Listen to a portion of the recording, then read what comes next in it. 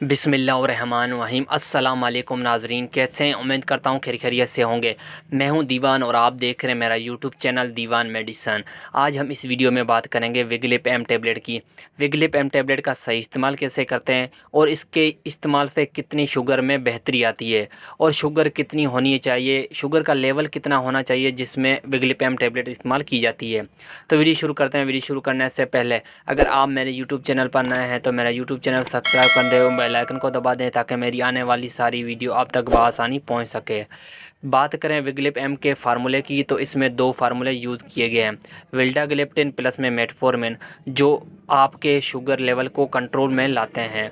विगलिप M के power की बात करें तो ये है 50,000 वाली है। इसमें 50,500 और 50,850 में आती है विगलिप एम टैबलेट।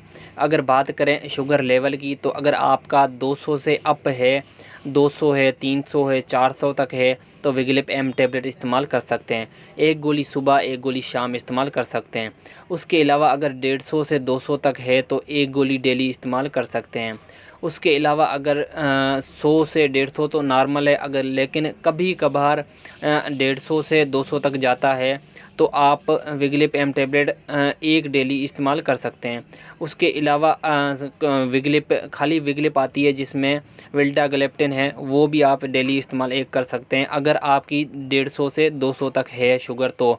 उसके अलावा अगर आपकी विगलिप एम से भी फ़ायदा नहीं हो रहा है और भी शुगर की बहुत सारी खा चुके हैं गोलियाँ, तो आप इंसुलिन भी लगा सकते हैं। इंसुलिन मार्केट में बहुत सारी कंपनियों की आती है, लेकिन आप अगर विगलिप एम खाएंगे तो इंशाल्लाह ताला आपकी जो शुगर लेवल है वो कंट्रोल में आ जाएगा।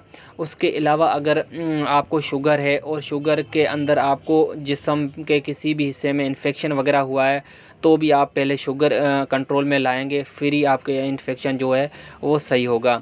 उसके अलावा अगर बात करें एज की तो एज तो अगर शुगर आपको बड़ी एज में है, तकरीबन 25 से 30 एज में है तो आप ये इस्तेमाल कर सकते हैं। उससे अलावा अगर अल्लाह ना करे आपको 15 से 20 साल तक भी अगर शुगर होती है तो आप ये टेबलेट इस्तेमाल हरगिज़ ना करें।